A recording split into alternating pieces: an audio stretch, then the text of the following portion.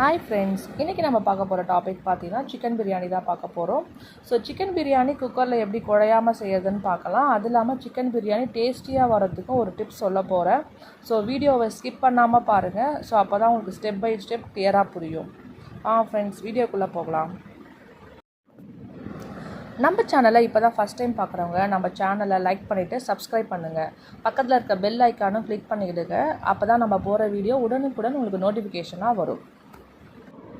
Chicken biryani செய்ய தேவையான பொருட்கள் ஸ்க்ரீனில் தெரியுது இல்லையா? ஸோ இந்த பொருள் எல்லாமே நீங்கள் எடுத்து வச்சுக்கோங்க. வாங்க எப்படி செய்யறதுன்னு பார்க்கலாம்.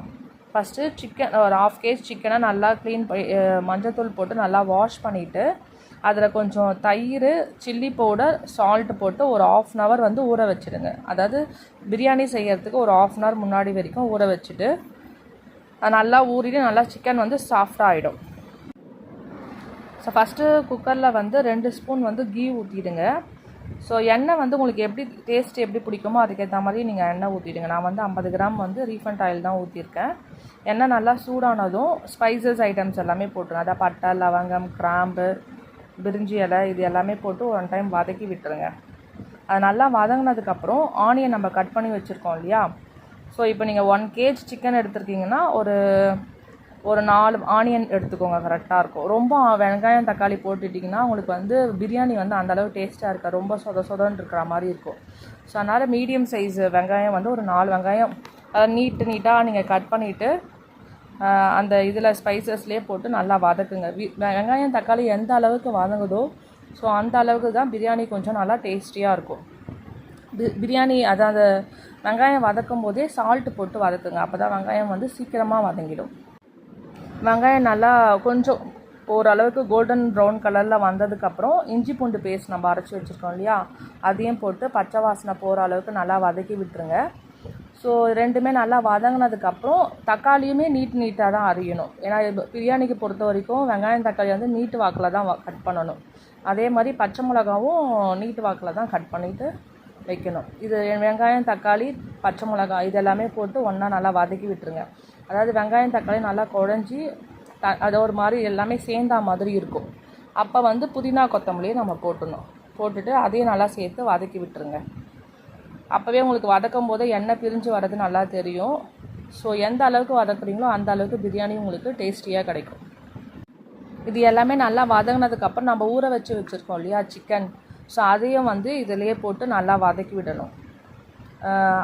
அதுலேயே நம்ம ஆல்ரெடி சில்லி பவுடர் சால்ட்டெல்லாம் போட்டிருக்கோம். ஸோ அதுக்கேற்ற மாதிரி உங்களுக்கு எந்த அளவுக்கு காரம் தேவையோ அந்த அளவுக்கு வந்து இதை வதங்கும் போதே சில்லி பவுடரும் சேர்த்து வதக்குங்க. சில்லி பவுட்ரு மோஸ்ட்லி வந்து சக்தி மசாலா போடுங்க, சக்தி சில்லி பவுட்ரு போடுங்க. அதுதான் உங்களுக்கு டேஸ்ட் நல்லா கொடுக்கும். மற்ற சில்லி பவுடர்லாம் பார்த்தீங்கன்னா உங்களுக்கு பிரியாணி அந்த அளவுக்கு நல்லா டேஸ்டியாக வர மாட்டேங்குது. 2-3 வாட்டி ட்ரை பண்ணி பார்த்துருக்கோம் வேறு சில்லி பவுட்ரு. பட் இந்த சக்தி மசாலா போட்ட சில்லி பவுட்ரு தான் நல்லா டேஸ்டியாக வருது. அது நல்லா போட்டு வதக்குங்க. வதங்கின சிக்கன் வந்து கொஞ்சம் நல்லா வெந்த மாதிரி இருக்கிற ஸ்டேஜில் வந்து எண்ணெய் பிரிஞ்சு வர மாதிரி இருக்கும். உங்களுக்கே தெரியும் சிக்கன் நல்லா வந்திருக்கான்னு சொல்லிட்டு. நல்லா வெந்ததுக்கப்புறம் இப்போது நம்ம அரிசி வந்து அளந்து வச்சுக்கணும். இப்போ 1 kgனா இப்போ எனக்கு வந்து 1 kgக்கு வந்து என்னுடைய இதில் அளக்கும்போது 5 டம்ளர் வந்தது. ஸோ நீங்கள் 1 kg வந்து ஒரு டம்ளர்லேயோ ஒரு பவுல்லையோ நீங்கள் அளந்து வச்சுக்கோங்க. ஸோ எத்தனை அளவு வந்து உங்களுக்கு இப்போ 5 டம்ளர்னால் நான் வந்து 1 டம்ளர் கம்மி பண்ணிவிடுவேன். இப்போ எனக்கு வந்து 5 டம்ளர் அரிசி வந்ததுன்னா நான் ஊற்றும் போது அதில் 10 டம்ளர் இல்லையா, அதில் 1 டம்ளர் கம்மி பண்ணிடணும். அப்போ 9 டம்ளர் தண்ணி ஊற்றணும். ஸோ அந்த மாதிரி அளவு பார்த்து நீங்கள் தண்ணி ஊற்றிடுங்க. தண்ணி ஊற்றிட்டு அது நல்லா கொதிக்கணும். ஸோ தண்ணி வந்து எந்த அளவு நல்லா கொதித்து வந்ததுக்கப்புறம் தான் நம்ம வாஷ் பண்ணி பிரியாணி ரைஸை வந்து நம்ம போடணும். பிரியாணி ரைஸை கொதிக்கிறதுக்கு முன்னாடியே நீங்கள் போட்டுட்டிங்கன்னா உங்களுக்கு ஒரு மாதிரி உடஞ்சா மாதிரி ஆகிடும் ரைஸு. ஸோ நீங்கள் ஊற வைக்கும் போதே பிரியாணி ரைஸை வாஷ் பண்ணிவிட்டு ஊற வைங்க. அது இல்லாமல் ஊற வச்சதுக்கப்புறம் நீங்கள் வாஷ் பண்ணும்போது பிரியாணி ரைஸ் வந்து சிலது வந்து உடையிற மாதிரி இருக்கும். அதனால் ஊற வைக்கிறதுக்கு முன்னாடியே பிரியாணி ரைஸை நல்லா வாஷ் பண்ணிவிட்டு ஊற வச்சுடுங்க. ஸோ இது நல்லா தண்ணி நல்லா கொதிச்சதுக்கப்புறம் இன்னொரு தண்ணியை மட்டும் நல்லா இருத்துட்டு அரிசியை மட்டும் போட்டுவிடுங்க. அரிசியை போட்டு 2 வாட்டி நல்லா கிளறிட்டு இப்போ உங்கள் ஒரு வாட்டி டேஸ்ட் பாருங்கள். ஸோ உப்பு காரம் எல்லாமே உங்களுக்கு கரெக்டாக இருக்கான்னு பாருங்கள். பார்த்துட்டு நல்லா ஒரு கிளறிட்டு மூடி வச்சுடுங்க. மூடிட்டு சில டைம் நான் என்ன பண்ணுவேன், வெறும் அந்த விசில் போடாமல் டம்ப் பண்ணிவிட்டு புஷ்ஷுன்னு வரும் இல்லையா அந்த காற்று, அப்போது அந்த விசிலை போட்டுட்டு இறக்கிடுவேன். அது ஒரு மெத்தடும் இருக்குது. இல்லை உங்களுக்கு அந்த மாதிரி உங்களுக்கு தெரியல, அதை மாதிரி டம்ப் பண்ண தெரியலனா குக்கரை நல்லா மூடிட்டு ஒரே ஒரு விசில் வந்ததுக்கப்புறம் ஆஃப் பண்ணிவிடுங்க. ஸோ விசில் அடங்கினதுக்கப்புறம் ஓப்பன் பண்ணி பாருங்கள். ஸோ நம்மளுக்கு பிடிச்ச மாதிரி டேஸ்டியான பிரியாணி ரெடி ஆகிடும்.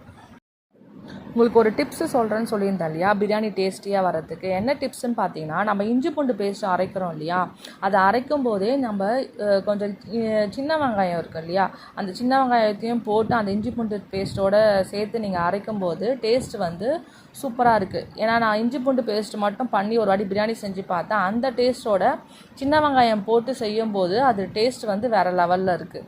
ஸோ செஞ்சு பார்த்துட்டு பிரியாணி எப்படி இருக்குதுன்னு கமெண்ட் செக்ஷனில் கமெண்ட் பண்ணுங்கள். அது இல்லாமல் சின்ன வெங்காயமும் நம்மளுக்கு உடம்புக்கு ரொம்ப ஹெல்த்தி. ஸோ சாப்பிட்டு பார்த்துட்டு டேஸ்ட் எப்படி இருந்துச்சுன்னு சொல்லுங்கள். ஓகே ஃப்ரெண்ட்ஸ், பாய். நெக்ஸ்ட் வீடியோவில் பார்க்கலாம். நெக்ஸ்ட்டு என்ன ரெசிபி வேணும்னு சொல்லிவிட்டு எனக்கு கமெண்ட் செக்ஷனில் கமெண்ட் பண்ணுங்கள். நான் நெக்ஸ்ட் ரெசிபி உங்களுக்கு வீடியோவில் போஸ்ட் பண்ணுறேன். பாய்.